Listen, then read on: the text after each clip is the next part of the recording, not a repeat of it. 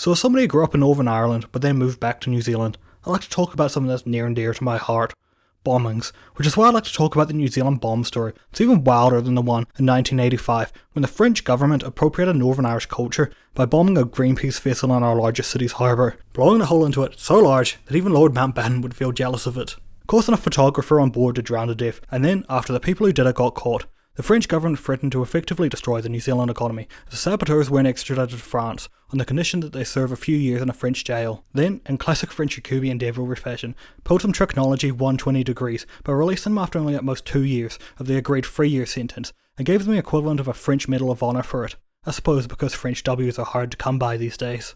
Anyways, today's story occurred on March 22nd, 1996 in Wanganui, when a 21-year-old man broke into the Star FM radio station, taking the station manager hostage inside a room under the threat that he would detonate a bomb, unless his demand to have his manifesto of how he felt towards the people of the world was broadcasted on loop for 12 hours straight was met. His manifesto contained ramblings that highlighted the need for an armed struggle against the forces driving the ever-increasing industrialization of the world, which he claimed would lead to the destruction of both nature and society, and that mankind should instead revert back to a pre-industrial agrarian civilization. One sec. That was a summary of The Lord of the Rings. What he actually wanted to have played for 12 hours straight was a song called The Rainbow Connection by Kermit the fucking Frog.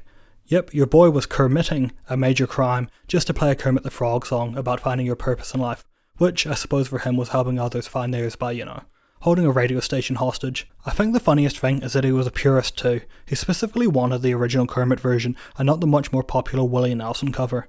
Though unfortunately for our hero, the New Zealand police were just so happening to be playing the Australian police in a rugby match in the same town just down the road from the radio station. So the town had more cops in it than Megan Hall, who swarmed the radio station like it's a poor neighbourhood, and were able to rapidly determine that the bomb was as real as Rock's WMDs, and so he was promptly arrested and charged with kidnapping. Worst of all, not a single note of the song was played.